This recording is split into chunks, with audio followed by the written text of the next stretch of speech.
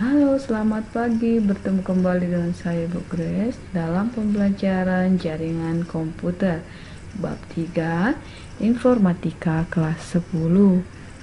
Nah, sebelum kita lanjut, bagi kalian yang belum subscribe, tolong bantu channel Ibu dengan cara subscribe ya. Terima kasih teman-teman. Anak-anak Ibu yang baik, pada zaman sekarang ini keberadaan jaringan komputer atau smartphone yang terhubung dengan internet itu sudah tidak bisa kita halangi lagi. Mengapa? Karena dengan adanya jaringan komputer dan internet dapat memudahkan manusia di seluruh dunia untuk saling berkomunikasi, bertukar informasi, chattingan, menggunakan medsos, kemudian bahkan sampai saat ini orang-orang sudah menggunakan sarana berbelanja secara online. Nah, anak-anak Ibu yang baik, agar kalian semakin memahami apa itu jaringan komputer dan apa saja pembagiannya, ikuti terus pembelajaran ini dengan semangat. Oke. Nah, apa itu jaringan komputer? Jaringan komputer adalah sebuah sistem yang terdiri dari dua atau lebih komputer. Ya, jadi minimal itu adalah dua buah komputer yang saling terhubung satu sama lain melalui media transmisi atau media komunikasi sehingga dapat saling berbagi data, aplikasi, maupun berbagi perangkat keras komputer. Nah, jaringan komputer ini seperti yang sudah Ibu katakan tadi di awal, dia menghubungkan dua atau lebih komputer yang di dalamnya ada komputer server dan beberapa komputer klien yang saling terhubung. Nah, apakah fungsi dari server dan klien pada jaringan ini? Komputer server digunakan untuk memberikan layanan permintaan dan penyediaan sumber daya seperti data ataupun file. Sedangkan komputer klien, nah yang ada 3 komputer yang Ibu buat di sini, itu berfungsi untuk agar pengguna dapat mengakses sumber daya yang tersedia dari server. Komputer server. Nah, apa tujuan dari dibangunnya jaringan komputer ini?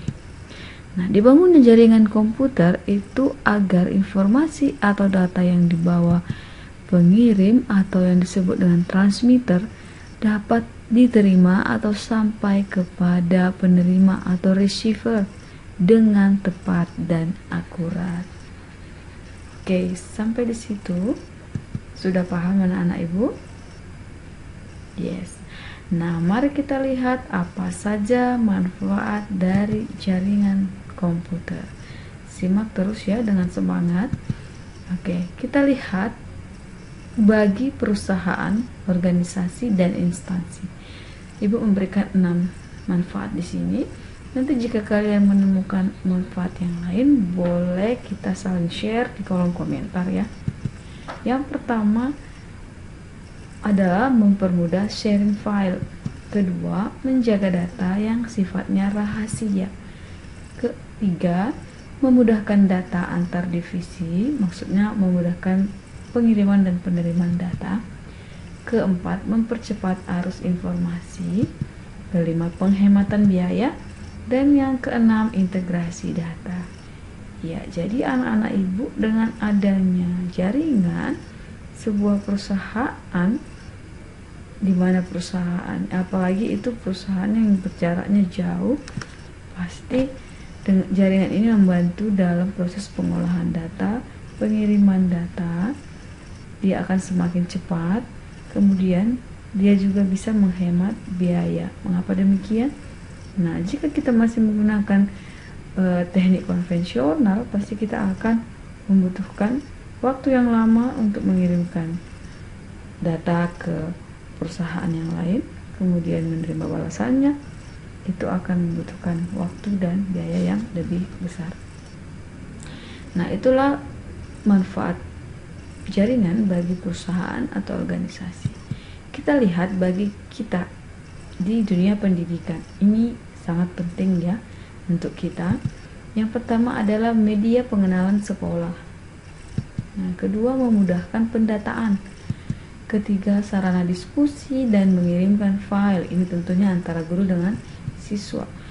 Kemudian penyebaran pengetahuan dari guru kepada siswanya, platform pembelajaran dan ujian, khusus sekarang kita dalam masa PJJ ini sangat diperlukan ya. Dan yang terakhir adalah pencarian referensi dan literatur pembelajaran. Nah, anak-anak, ibu yang baik, masih banyak manfaat dari jaringan ini bagi bidang-bidang yang lain, baik itu bidang ekonomi, kesehatan, perbankan, dan lain sebagainya. Masih banyak sekali. Nanti kalian bisa mencari referensi dari internet. Oke, teman-teman. Nah, ibu rangkum secara umum manfaat dari jaringan adalah membantu orang saling terhubung dengan cepat dan membantu orang mendapatkan informasi dengan cara yang lebih mudah. Nah, itulah manfaat umum dari jaringan komputer. Nah, sekarang kita akan melihat jenis-jenis jaringan komputer. Yang pertama, berdasarkan teknologi yang digunakan. Terdiri dari dua, yaitu jaringan kabel yang merupakan jaringan komputer yang secara fisik dihubungkan dengan kabel-kabel jaringan. Nah, ini sudah ibu terangkan pada materi kita minggu lalu. Jenis-jenis jaringan yang bisa digunakan yaitu ada 4, biasanya jaringan koaksial, STP dan UTP, fiber optik. Masih ingat ya? Sudah ibu jelaskan pada pertemuan sebelumnya. Nah, jaringan kedua, jaringan nirkabel, yaitu jaringan komputer yang digunakan dengan menggunakan gelombang radio. Nah, contoh dari jaringan nirkabel ini adalah jaringan Wi-Fi, Bluetooth, inframerah, access point. Nah, untuk jaringan kabel kita bisa melihat contohnya di warnet atau warung internet dan laboratorium sekolah. Nah, itulah dia dua bagian dari jaringan berdasarkan teknologi yang digunakan. Kita lihat berdasarkan cakupan area. Cakupan area ada 4, LAN, PAN, MAN, dan WAN. Sebenarnya masih ada internet dan intranet, tapi kali ini ibu hanya akan menjelaskan keempat ini saja. Kita mulai dari yang pertama. LAN atau yang dikenal dengan Local Area Network. LAN merupakan jaringan komputer yang digunakan untuk menghubungkan komputer-komputer yang terdapat dalam ruang atau gedung yang sama. Nah, contoh areanya itu biasanya digunakan pada kantor organisasi bisnis, sekolah, dan lembaga pemerintahan. Nah, apa manfaat LAN bagi area ini? Nah, manfaatnya agar pengguna dapat saling berbagi sumber daya berupa file, data, maupun perangkat seperti printer dan scanner. Mari kita lihat ilustrasi gambarnya. Nah, kita lihat di sini ada komputer server. Ini ada 4 kliennya. Nah, jadi mereka dapat saling bertukar data, bertukar file, bahkan mereka bisa dapat menggunakan satu printer. Nah, oke teman-teman, mari kita lihat bagian yang kedua berdasarkan area, yaitu PAN, Personal Area Network. Nah, apakah PAN ini? PAN merupakan suatu jenis sistem jaringan yang berjarak sangat dekat, biasanya digunakan dalam skala pribadi dengan sangat sering kita gunakan sehari-hari. Nah, contoh areanya adalah rumah dan usaha-usaha kecil. Nah, apa manfaatnya bagi area ini? Yang pertama, penggunanya dapat menghubungkan komputer atau laptop dengan handphone yang terkoneksi dengan layanan internet. Maka dengan itu mereka dapat mengakses data dan informasi melalui laptop atau komputernya. Ini sama disebut dengan tethering pelajaran kita pertemuan yang sebelumnya. Nah, kita lihat ilustrasi gambarnya. Nah, anak ibu ya, di sini ada satu buah laptop, handphone dan tablet. Nah, mereka saling bertukar informasi. Nah, laptop di sini diberikan tethering dari handphone. Oke, anak-anak, itulah dia PAN. Mari kita lihat yang ketiga tentang Metropolitan Area Network atau yang disebut dengan MAN. Nah, MAN adalah jaringan komputer yang digunakan untuk menghubungkan jaringan-jaringan LAN yang ada dalam satu lokasi atau kota tertentu. Maka secara garis besar MAN ini adalah kumpulan dari LAN. Ya, apa tadi LAN? Local Area Network. Bagus sekali anak-anak ibu. Nah, contoh area dari MAN ini adalah beberapa kantor pemerintah yang ada dalam satu kota. Nah, contohnya di kota Pematang Siantar ada beberapa kantor-kantor pemerintahan, ataupun di kota-kota lain di daerah kalian. Nah, apa manfaatnya? Manfaatnya adalah beberapa instansi atau lembaga itu dapat saling berbagi dan menerima data. Nah, kita lihat ilustrasi gambarnya. Nah, di sini ada gedung yang pertama yang memiliki LAN, gedung kedua, gedung ketiga, dan gedung keempat. Nah, mereka bisa saling terkoneksi dan terhubung dengan jaringan MAN. Oke, anak-anak ibu, kita masuk pada bagian yang terakhir, yaitu WAN, Wide Area Network. Nah, Wide Area Network atau yang singkat dengan WAN adalah jaringan komputer yang mencakup area yang sangat luas dari segi geografis. Biasanya ini mencapai negara atau benua. Nah, contoh area dari WAN itu adalah beberapa perusahaan-perusahaan besar yang operasionalnya itu biasanya sampai mendunia, ataupun instansi pemerintah antar daerah. Misalnya provinsi itu membutuhkan data-data dari daerah-daerah, maka diperlukan WAN. Nah, apa manfaatnya? Pengguna pada perusahaan-perusahaan atau instansi ini dapat berbagi informasi atau file melalui area yang lebih besar. Kemudian mereka juga dapat berbagi resource atau sumber daya. Kita lihat ilustrasinya. Nah, sebuah perusahaan yang berada di kantor pusat di kota Jakarta, ibu kota Indonesia, itu memiliki 3 kantor cabang. Yang pertama ada di kota Bandung, Surabaya, dan Palembang. Nah, untuk dapat memantau semua kinerja dari kantor-kantor cabangnya, maka kantor pusat Jakarta itu membutuhkan jaringan WAN, sehingga dia lebih gampang, lebih mudah membagikan file ataupun menerima file laporan-laporan dari kantor-kantor cabangnya. Nah, begitu kira-kira ilustrasi dari WAN, Wide Area Network. Oke, anak-anak ibu yang baik, sampai di sini pembelajaran kita hari ini tentang jaringan komputer. Semoga kalian bisa memahaminya dan tetap bersemangat dalam belajar. Terima kasih anak-anak ibu, sampai bertemu dalam pembelajaran selanjutnya. Bye-bye. Oke, selamat pagi anak-anak ibu semuanya. Setelah kita minggu lalu mempelajari tentang jenis-jenis jaringan komputer, hari ini kita akan belajar tentang komponen-komponen jaringan. Materi lanjutan informatika SMA kelas 10 bersama saya Ibu Grace Payung. Anak-anak yang baik, karyawan, pelajar, atau siapapun saja itu pasti sangat membutuhkan kehadiran komputer. Untuk apa? Untuk membantu mereka dalam menyelesaikan tugas-tugasnya, mencari informasi, dan lain sebagainya. Nah, komputer sendiri harus menyediakan jaringan agar kita dapat terkoneksi dengan internet. Nah, maka Jaringan itu memiliki elemen dasar komponennya. Yang pertama adalah komponen hardware yang berisi PC, personal computer, network interface card atau yang dikenal dengan NIC, kabel dan topologi jaringan.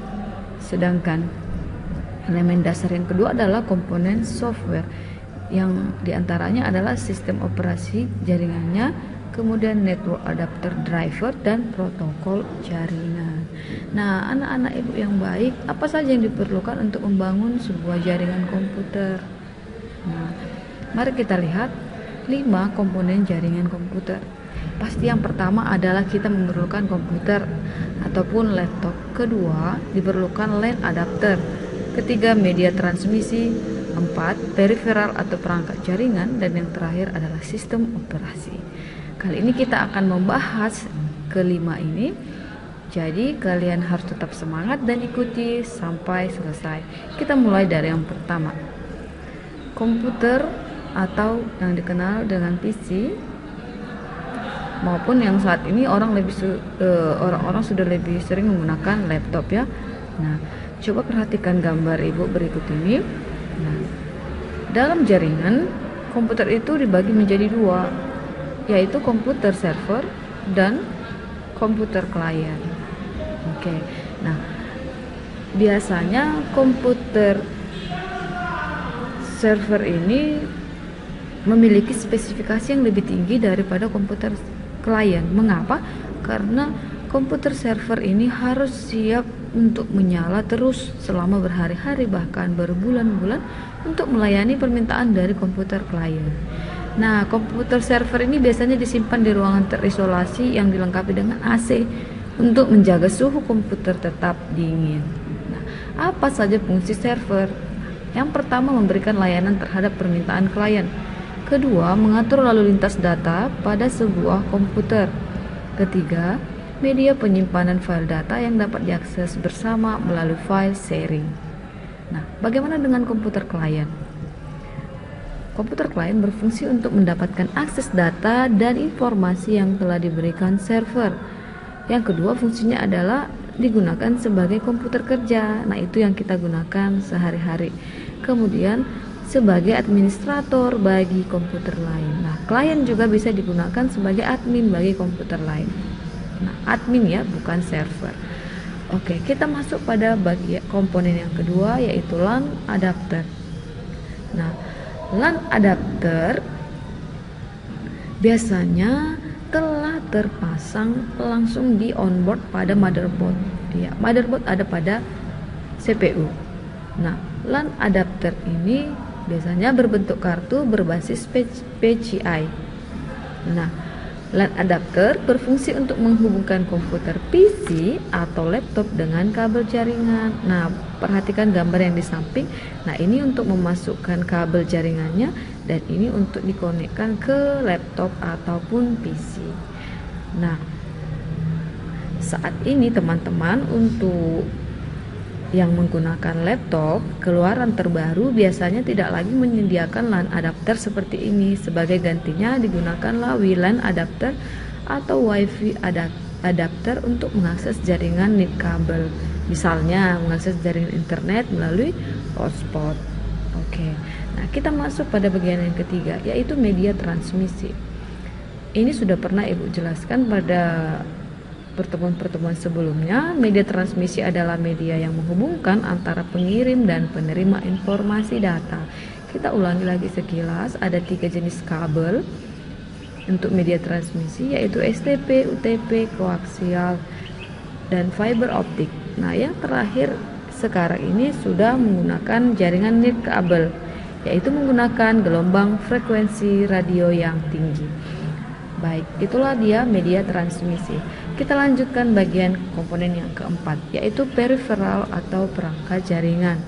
Nah, ada 4 perangkat jaringan yang diperlukan untuk membuat sebuah jaringan komputer. Yang pertama adalah hub. Hub adalah perangkat yang membagi koneksi jaringan ke beberapa komputer.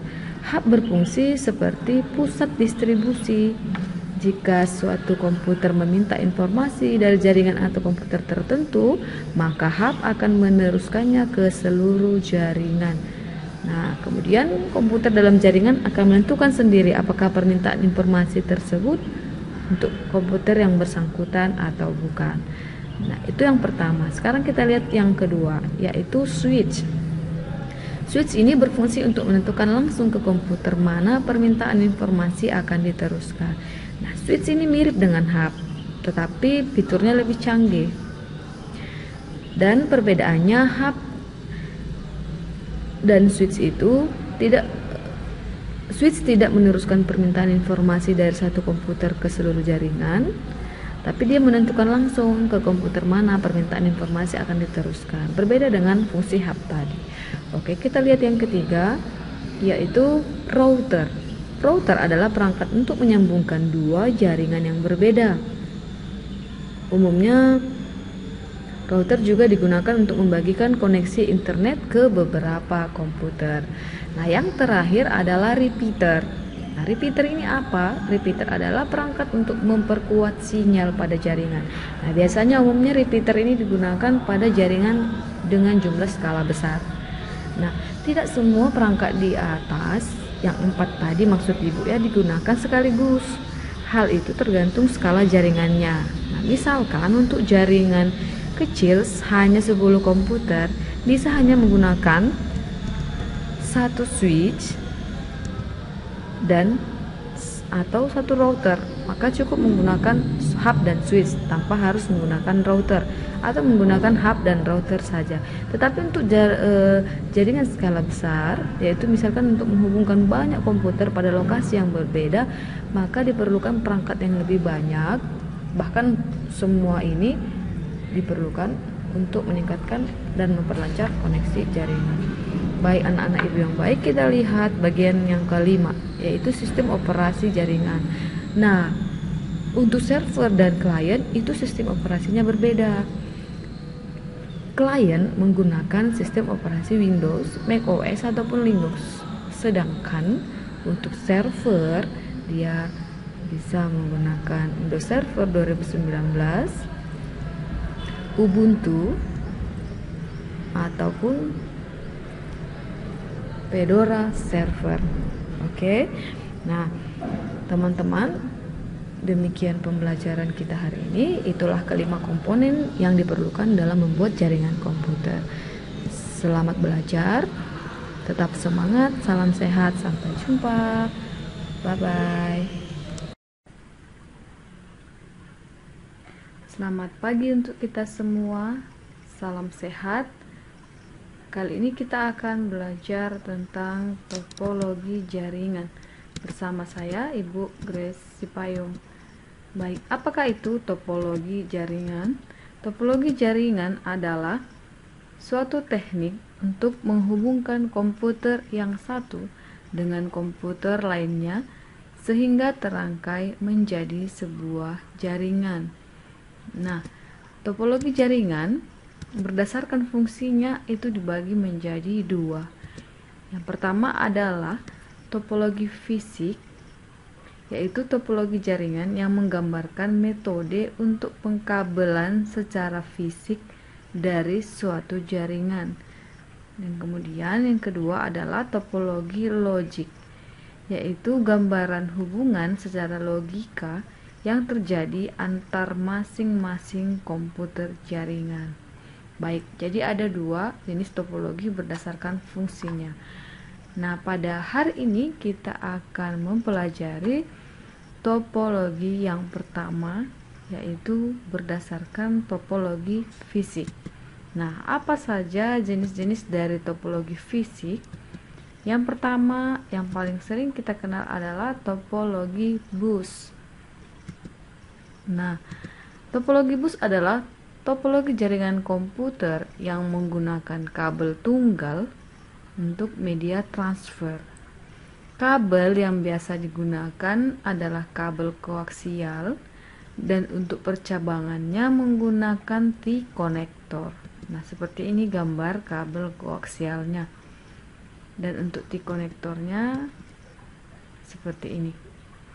Jadi T-konektor ini untuk menghubungkan kabel koaksial sehingga bisa memiliki cabang. Nah, seperti ini gambarnya. Kita bisa melihat ini bentuknya horizontal.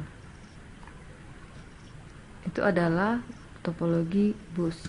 Nah, kita lihat bagaimana cara kerja dari topologi bus ini. Topologi bus ini cara kerjanya sangat sederhana, yaitu menghubungkan dari server lalu membagi ke komputer lain dengan menggunakan sambungan bus. Nah, bus di sini adalah penghubung antara ujung kabel dalam satu jaringan komputer. Yang kedua, hanya satu komputer saja pada suatu saat yang bisa mengirimkan sinyal. Dan cara kerjanya yang terakhir adalah komputer harus menunggu sampai saluran bebas sebelum mengirimkan data. Nah, inilah kira-kira cara kerja dari topologi bus. Nah, mari kita melihat topologi fisik yang kedua, yaitu adalah topologi ring. Sesuai dengan namanya, ring itu berarti cincin.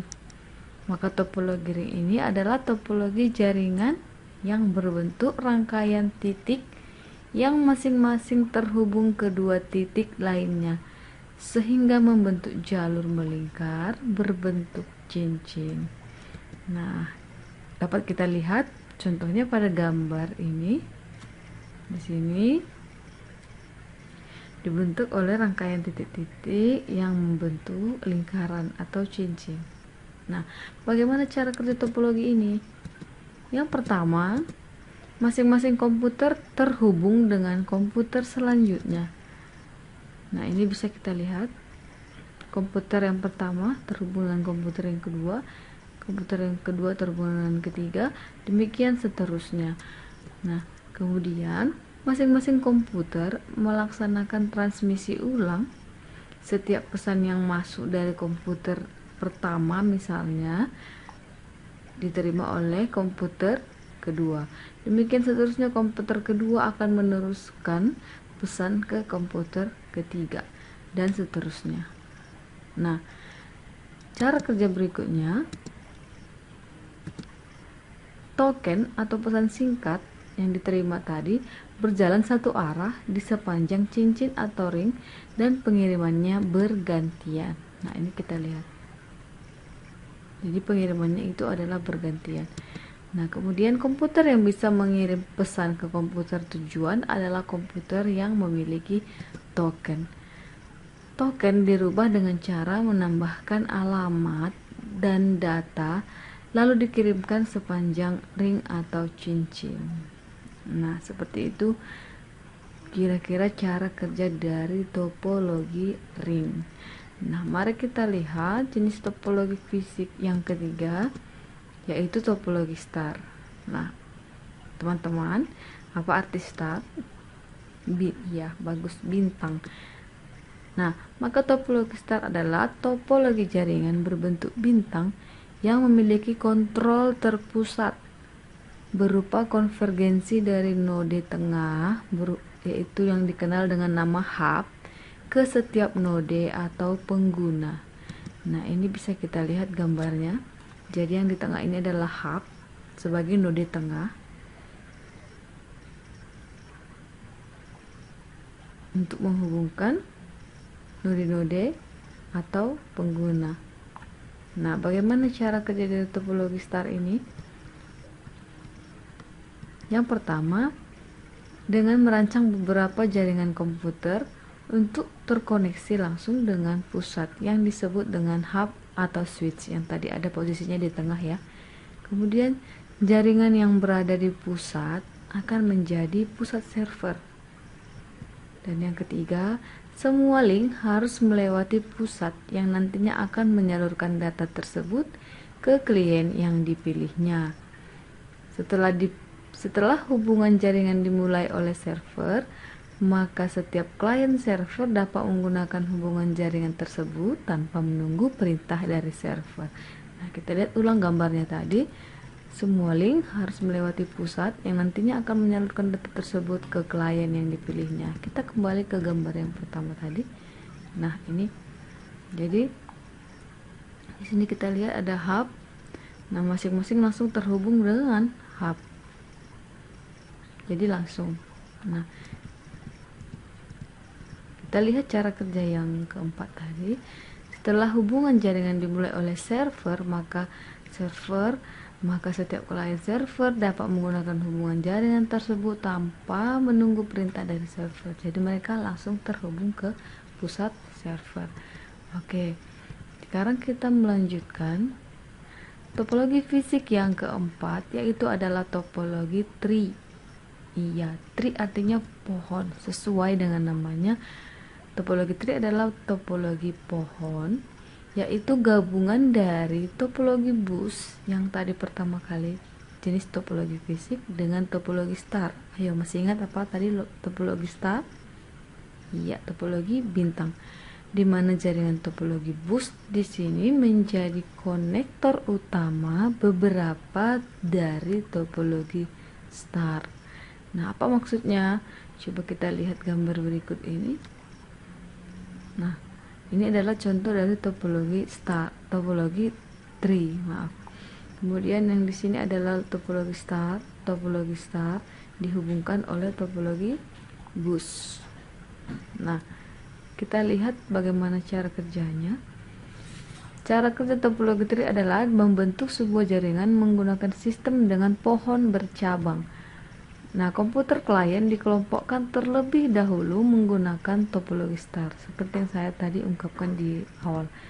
Kemudian setelah kelompok pada topologi star ini nantinya akan saling dikoneksikan dengan metode yang sama pada topologi bus, menggunakan hub yang sudah terhubung dengan kabel utama yang dikenal dengan backbone. Nah, kita lihat gambarnya. Di sini adalah ini yang saya lingkari adalah topologi star. Yang di sebelah sini juga topologi star. Nah, kemudian dihubungkan oleh topologi bus. Nah, backbone kabelnya ada di sebelah sini. Nah, ibarat sebuah pohon, topologi bus ini adalah batang dari pohonnya dan topologi star adalah ranting-rantingnya.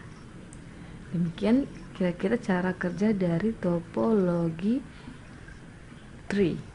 Nah, topologi fisik yang terakhir adalah topologi mesh atau yang dikenal dengan jala.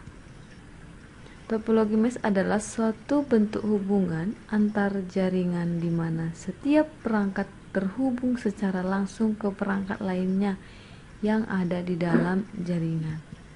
Seperti ini gambarnya. Jadi mereka langsung terhubung, komputer 1 bisa langsung terhubung dengan komputer 2, atau komputer 1 bisa langsung terhubung dengan komputer ke 5, 4, dan seterusnya. Nah, bagaimana cara kerja dari topologi ini? Setiap node pada jaringan akan saling terkoneksi dengan menggunakan kabel yang langsung ke node yang dituju. Seperti yang saya katakan tadi, komputer 1 bisa terkoneksi dengan komputer 2, 3, 4 langsung. Kemudian proses pengiriman data pada jaringan topologi mesh ini sangat cepat karena data dapat langsung menuju node tujuan tanpa harus melalui node lainnya. Nah, teman-teman, bagaimana? Apakah kalian sudah paham bagaimana cara kerja dari topologi fisik ini? Nah, untuk kelebihan dan kekurangan dari topologi ini, silahkan kalian tonton video yang sudah saya upload sebelumnya. Nanti linknya saya terakan di deskripsi. Demikian pembelajaran kita hari ini. Salam sehat. Sampai bertemu pada pembelajaran selanjutnya. Bye-bye. Baik, selamat pagi teman-teman, salam sehat untuk kita semua. Kali ini kita akan belajar tentang topologi logik. Sebelum kita melanjutkan, jangan lupa subscribe terlebih dahulu, tekan tombol notifikasi dan kasih jempol. Thank you teman-teman. Baik, pada minggu sebelumnya kita telah belajar tentang topologi fisik. Nah, kali ini kita akan belajar tentang topologi logik. Apakah itu topologi logik? Masih ada yang ingat? Baik. Topologi logik adalah gambaran hubungan secara logika yang terjadi pada setiap komputer dalam jaringan tersebut. Nah, topologi logik ini ada 5 macam. Yang pertama adalah Ethernet, yang kedua token ring, yang ketiga local talk, yang keempat Fiber Distributed Data Interface atau yang dikenal dengan FDDI, dan yang terakhir adalah Asynchronous Transfer Mode atau yang dikenal dengan ATM. Nah, perlu diingat teman-teman, ATM di sini bukan untuk ATM mengambil uang. Baik, kita lanjutkan ke pembahasan satu persatu dari 5 macam topologi logik ini. Kita mulai dari Ethernet. Ethernet menggunakan metode akses yang disebut CSMA CD atau Carrier Sense Multiple Access Collision, di mana sistem ini dapat melihat setiap komputer ke dalam kabel dari jaringan sebelum mengirimkan data ke dalamnya. Nah, kira-kira seperti ini cara kerjanya. Dapat kita lihat di sini setiap komputer dapat dilihat dari kabel-kabel jaringannya. Nah, Ethernet memiliki kelebihan dan kekurangan. Sebelum kita masuk ke kelebihan dan kekurangannya, perlu kita ketahui Ethernet dapat digunakan pada topologi bus, topologi star, dan topologi tree. Oke, sekarang kita lihat apa saja kelebihan dan kekurangan dari Ethernet. Yang pertama, kelebihannya adalah kecepatan pengiriman data mencapai 100 Mbps sampai 1 Gbps. Sistem kerjanya cukup sederhana. Dan kelebihan ketiga adalah mudah dalam penggunaannya. Untuk kekurangannya, saya menyediakan 2 di sini.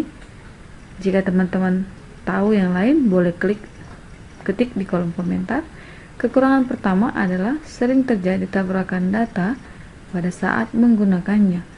Kekurangan yang kedua, jika jumlah pemakaiannya banyak, maka kecepatannya pun melambat. Nah, begitu tentang Ethernet. Sekarang kita lanjutkan macam yang kedua dari topologi logik, yaitu token ring.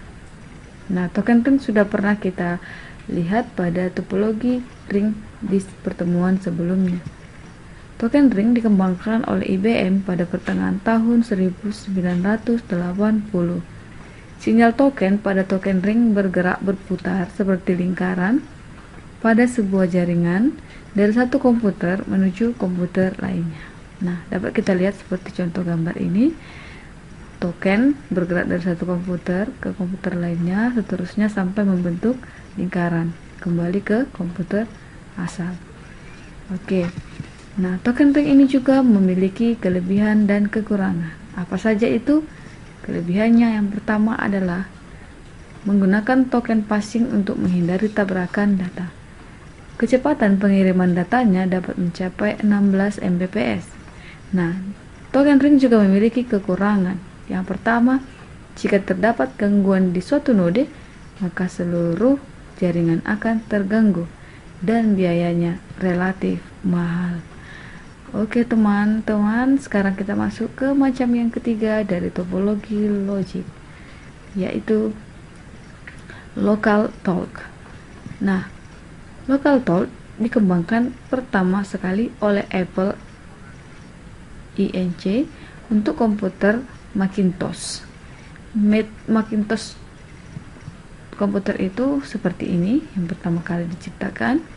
Nah, metode yang digunakan oleh local talk ini adalah CSMA-CA. Kalau tadi pada Ethernet adalah CSMA-CD, di local talk adalah CSMA-CA, yaitu Carrier Sense Multiple Access with Collision Avoidance. Nah, seperti ini kira-kira cara kerjanya. Nah, local talk sendiri juga mempunyai kelebihan dan kekurangan. Nah, apa saja itu? Kelebihannya adalah kecepatannya mencapai 230 kbps. Kemudian menggunakan kabel TP khusus. Nah, kekurangannya ada 2. Dia sangat lambat dalam mengakses data dan sering terjadi tabrakan data. Baik teman-teman, itulah macam topologi logik yang ketiga. Sekarang kita masuk ke topologi logik yang keempat, yaitu FDDI atau Fiber Distributed Data Interface. Nah, FDDI adalah sebuah jaringan yang menghubungkan antara dua atau lebih jaringan, bahkan pada jarak yang jauh. Masih ingatkah kalian pada semester 1 kita pernah belajar WAN? Ya, WAN adalah Wide Area Network. Maka FDDI ini sangat didukung dalam digunakan pada jaringan WAN. Metode yang digunakan FDDI ini adalah metode token ring. Nah, seperti ini kira-kira cara pengerjaannya. Nah, kita lihat apa kelebihan dan kekurangan dari FDDI ini. Kelebihannya, kecepatannya sekitar 100 Mbps, kemudian dapat menghubungkan 500 terminal dengan jarak maksimum 2 km. Bisa kita lihat di sini ya, jaraknya begitu jauh. Nah, kekurangannya apa? Pasti biayanya sangat mahal, kemudian sangat boros dalam penggunaan kabel data. Nah, sekarang kita masuk ke macam topologi logik yang terakhir, yaitu ATM, Asynchronous Transfer Mode. Nah, baik teman-teman, teknologi ATM umumnya digunakan untuk menghubungkan dua atau lebih perangkat pada jaringan LAN. Ya, apa itu jaringan LAN? Local Area Network. Nah, ATM mendukung variasi media seperti video, audio, dan gambar. ATM ini bekerja dengan menggunakan topologi start. Nah, bisa kita lihat di sini cara kerjanya ya. Nah, untuk ATM dia menggunakan kabel fiber optik maupun kabel twisted pair. Nah, apa saja kelebihan dan kelemahan dari ATM ini? Yang pertama adalah kecepatannya dapat sampai 155 Mbps atau lebih. Dapat didukung variasi dari berbagai media. Kemudian dapat digunakan oleh Internet Service Provider atau ISP. Biasanya ISP menggunakan ATM ini untuk meningkatkan kecepatan akses internet untuk klien-klien mereka. Nah, apa kekurangan dari ATM ini? Kekurangannya adalah boros dalam penggunaan kabel dan biayanya relatif lebih mahal. Nah, teman-teman, demikian tentang materi kita topologi logik. Jika ada kelebihan dan kekurangan selain dari yang sudah saya sampaikan, mari kita sama-sama share. Silahkan klik di kolom komentar dan terima kasih. Sampai bertemu pada pertemuan selanjutnya. Bye. Selamat pagi anak-anak ibu semuanya. Salam sehat. Bagaimana kabar kalian hari ini? Semoga kalian tetap dalam keadaan sehat dan semangat. Nah, anak-anak ibu, kali ini kita akan belajar tentang keamanan jaringan. Nah, keamanan jaringan ini sangat penting untuk menjaga semua data dan informasi dalam komputer kita ketika kita terhubung dengan jaringan internet maupun intranet. Nah, sebelum kita lanjut, bagi kalian yang belum subscribe, silahkan klik tombol subscribe. Terima kasih. Nah, keamanan jaringan adalah suatu cara atau sistem yang digunakan untuk memberikan proteksi atau perlindungan pada suatu jaringan agar terhindar dari berbagai ancaman luar yang mampu merusak atau mengganggu kinerja jaringan kita. Nah, keamanan jaringan ini dilakukan untuk menghindari ancaman, baik itu berupa ancaman fisik maupun logik. Nah, apa saja contoh yang termasuk dalam ancaman fisik? Itu adalah seseorang yang berniat untuk merusak perangkat komputer kita.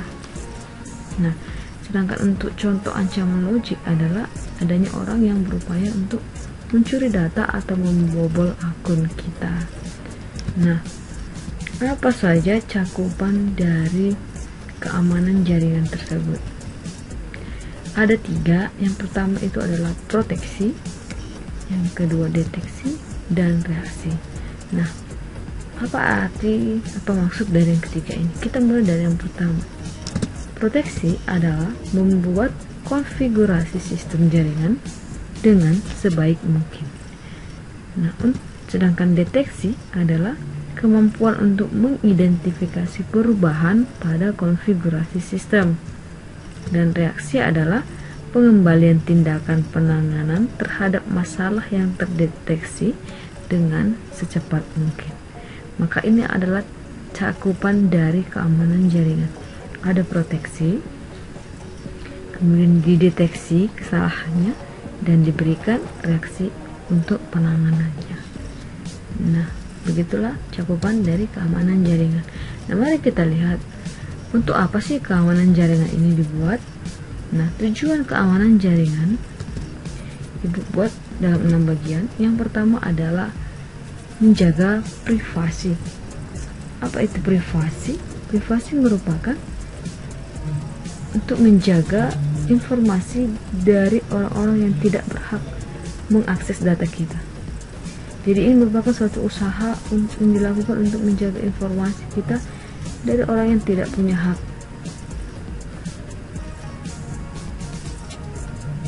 Kecuali data kita itu memang kita berikan kepada orang-orang khusus karena ada keperluan tertentu. Contoh dari privasi ini adalah misalkan kalian untuk akun Instagram kalian, Instagram, Facebook, dan lain-lain, itu merupakan privasi dari kalian. Maka kalian sendiri yang bisa mengaksesnya. Nah, tujuan keamanan yang kedua adalah adanya integrity. Nah, integrity itu berkaitan dengan informasi yang tidak boleh diubah atau dimodifikasi tanpa seizin pemilik informasi tersebut. Nah, contoh ancaman dari integrasi ini adalah adanya virus dan pengubahan isi email. Nah, itu yang kedua. Untuk tujuan keamanan yang ketiga, itu adalah autentifikasi. Autentifikasi ini merupakan cara untuk mengetahui bahwa informasi kita itu benar-benar asli, bukan milik dari orang lain. Nah, tujuan yang keempat adalah availability. Nah, availability ini adalah berhubungan dengan ketersediaan informasi ketika dibutuhkan. Nah, sistem informasi yang diserang dapat memperlambat atau bahkan mengganggu akses ke informasi tersebut. Contoh ancaman dari availability ini adalah mail bomb. Mail bomb yaitu di mana pengguna menerima email secara terus-menerus dalam ukuran pesan yang besar, sehingga user tidak dapat membuka dan mengakses email tersebut. Ya, mirip dengan spam atau sampah ya. Oke. Nah, tujuan keamanan jaringan yang kelima adalah akses kontrol. Nah, di mana akses kontrol ini berkaitan dengan pengaturan hak akses terhadap data informasi yang ada. Nah, akses kontrol pada umumnya dilakukan dengan memasukkan user ID atau username dan password. Ya, seperti kita ketika ingin login ke email, ke YouTube, ke Facebook, ke Instagram, ke akun-akun TikTok dan lainnya, itu pasti kita akan membutuhkan email dan password. Ya, dan tujuan yang keenam adalah non-repudiation. Nah, non-repudiation ini adalah aspek yang menjaga agar seseorang tidak dapat menyangkal telah melakukan sebuah transaksi. Contohnya, seseorang yang telah memesan barang pada aplikasi e-commerce. Kita misalkan memesan headphone dari aplikasi Shopee. Nah, maka kita tidak dapat menyangkal bahwa kita tidak memesan barang tersebut karena terdapat bukti pemesanan dalam transaksi kita melalui aplikasi e-commerce atau aplikasi Shopee tersebut. Nah, itulah tujuan dari keamanan jaringan. Nah, mari kita lihat apa saja sih macam-macam keamanan jaringan. Nah, macam-macam keamanan jaringan ada yang pertama itu adalah autentifikasi. Autentifikasi ini merupakan proses pengenalan aplikasi dan identitas pengguna yang terhubung dengan jaringan komputer dengan cara memasukkan username dan password ketika login ke jaringan. Itu adalah jenis keamanan jaringan yang pertama. Yang kedua, enkripsi. Nah, enkripsi ini merupakan proses pengkodean data untuk menjaga keberhasilan data atau file. Maka semua kode yang ada dalam data kita itu dijaga keberhasilannya. Nah, yang ketiga adalah VPN. Pasti kalian sudah sering mendengar istilah ini. Iya, Virtual Private Network. Apakah itu VPN? VPN merupakan jaringan komunikasi lokal yang terhubung melalui media jaringan dengan tujuan untuk memperoleh komunikasi yang aman atau privat dalam memakai internet. Nah, yang keempat adalah DMZ, Demilitarized Zone. Nah, ini merupakan sistem untuk server yang berfungsi untuk melindungi sistem internal dari serangan hacker. Ya, pasti kalian sudah sangat familiar dengan kata hacker, yaitu yang sering merusak sistem jaringan. Nah, oke. Demikian teman-teman. Sekarang kita lihat bagaimana tipe-tipe serangan pada jaringan komputer. Kalian bisa membuka buku paket kalian halaman 29. Ada 4 tipe jaringan komputer. Yang pertama tipe serangannya adalah interruption. Nah, atau interupsi. Nah, interruption ini penyerang biasanya merusak perangkat sistem kita. Serangannya ditujukan kepada ketersediaan dari sistem. Nah, tipe serangan ini berupa perusakan atau modifikasi terhadap perangkat keras atau saluran dari jaringan kita. Nah, memang yang diserang itu biasanya tidak seluruh dari sistem, tapi sebagian. Nah, untuk tipe serangan jaringan yang kedua itu adalah interception atau intersepsi, di mana ada pihak yang berwenang berhasil mengakses aset atau informasi yang kita miliki. Nah, penyerang biasanya adalah berupa orang, program, atau sistem-sistem yang lain. Tipe serangan ini misalnya berupa penyadapan data dalam suatu jaringan. Jadi kalau tadi interruption itu adalah modifikasi terhadap perangkat keras atau saluran jaringan, sedangkan interruption itu adalah penyadapan terhadap data dalam suatu jaringan. Oke, mengerti ya teman-teman? Nah, kita lihat tipe serangan jaringan yang ketiga adalah modification atau modifikasi. Nah, dari istilah katanya saja pasti kalian sudah memahami bahwa modifikasi ini adalah ada pihak yang tidak berwenang, tidak hanya berhasil mengakses data kalian, tapi juga dia dapat mengubah aset-aset kita. Nah, contohnya adalah perubahan nilai pada file data. Nah, itulah tipe serangan jaringan yang ketiga. Untuk yang keempat itu adalah fabrication atau fabrikasi, di mana penyerang menyisipkan objek palsu ke dalam sistem kita.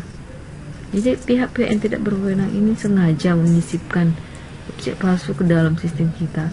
Contohnya adanya pengiriman pesan palsu dari email kita kepada orang lain. Nah, itulah 4 tipe-tipe serangan pada jaringan komputer. Nah, sekarang mari kita lihat apa saja ancaman-ancaman atau serangan yang biasanya terjadi pada jaringan komputer kita. Nah, ini yang pertama.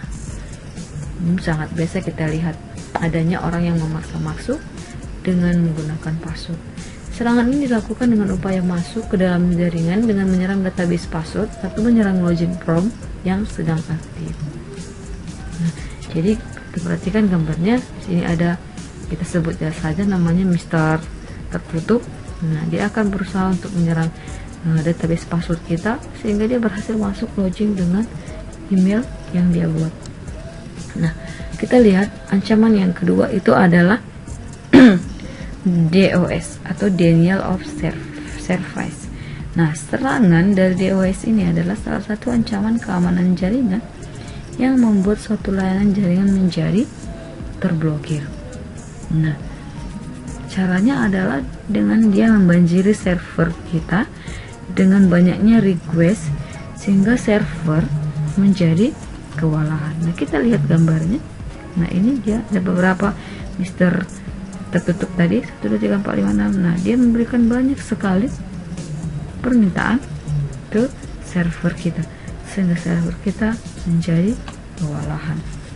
Nah, itu adalah jenis ancaman pada jaringan kita yang kedua. Jenis ancaman yang ketiga pada jaringan adalah Smart Attack. Nah, Smart Attack ini merupakan serangan keamanan jaringan dalam bentuk Smart Attack. Itu terjadi ketika sebuah server digunakan untuk membanjiri korban dengan data sampah yang tidak berguna. Ya, biasanya kita sebut dengan spam. Server atau jaringan yang dipakai menghasilkan respon paket yang banyak seperti ICMP, echo paket atau UDP paket dari satu paket yang dikirim. Nah, ini kita lihat contohnya. Oke, teman-teman, itu yang ketiga jenis ancamannya. Sekarang kita lihat jenis ancaman yang keempat, itu adalah ping of death. Kalau kita lihat death artinya adalah ping kematian. Nah, di sini artinya adalah serangan dengan mengirimkan paket ping oversize yang banyak sekali kepada korbannya. Maka dia mengirim ping sebanyak-banyaknya kepada server kita. Biasanya kita ketika WA teman-teman atau WA sahabat atau pacar atau siapapun kenalan kita, ketika tidak dijawab maka kita biasanya sering ping atau kita ketik dengan huruf. Nah, itu juga salah satu contoh ancaman pada sebuah jaringan komputer. Nah, kita lihat jaringan ancaman yang kelima itu adalah Stream Attack. Nah, Stream Attack terjadi saat banyak jumlah paket yang besar dikirim menuju ke port pada sistem korban dengan menggunakan nomor yang random. Nah, ini contohnya. Jadi biasanya dia akan menggunakan sumber nomor yang random. Ini ada tiga Mister gelap tadi.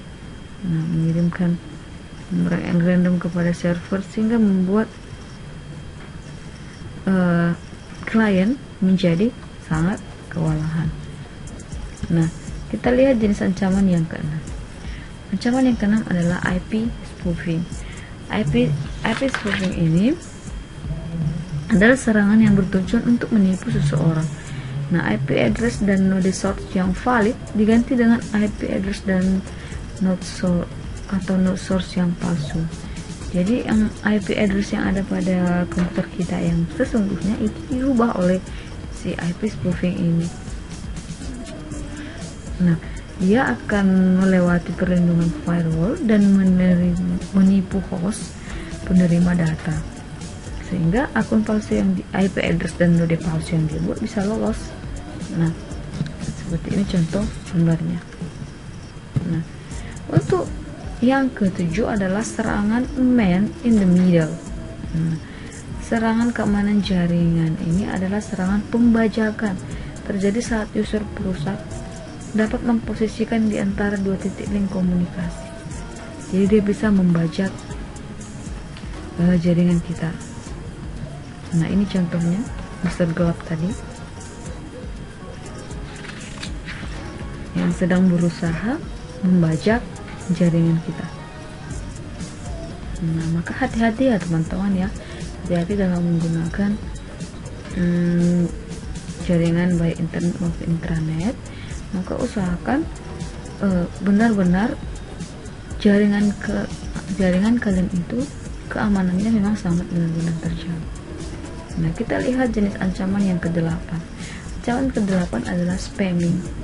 Nah, spamming ini sering didefinisikan sebagai email sampah yang tak diundang, adanya berita news group atau pesan diskusi forum.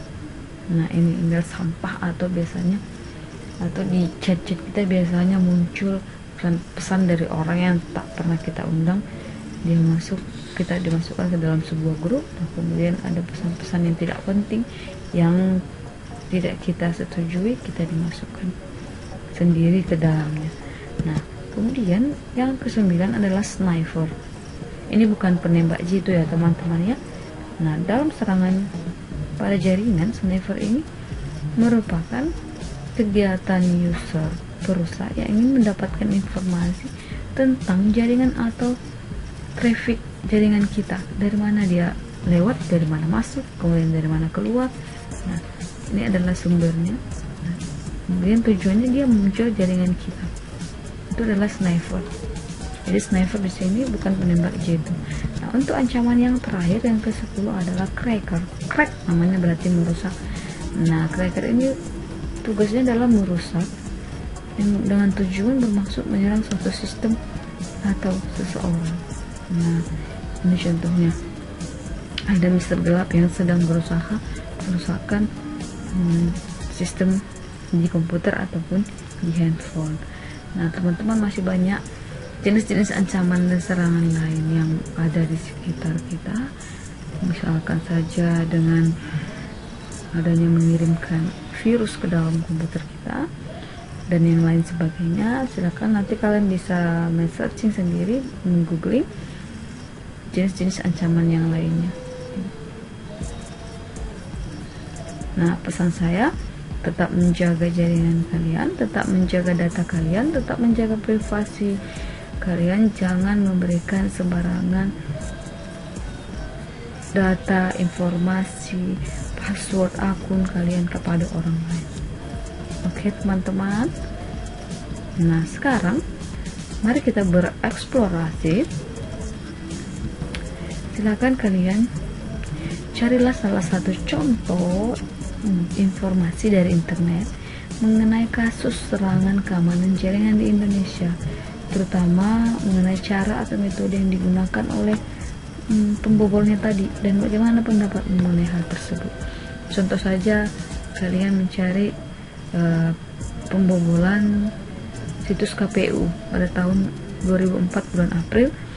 Nah, kalian cari bagaimana cara yang dilakukan oleh pembobol untuk mendapatkan membobol situs KPU tersebut, dan dari cerita itu bagaimana pendapat mengenai hal tersebut. Silakan tuliskan jawaban kalian di kolom komentar, jangan lupa tulis nama. Nah, terima kasih teman-teman, sampai jumpa pada pertemuan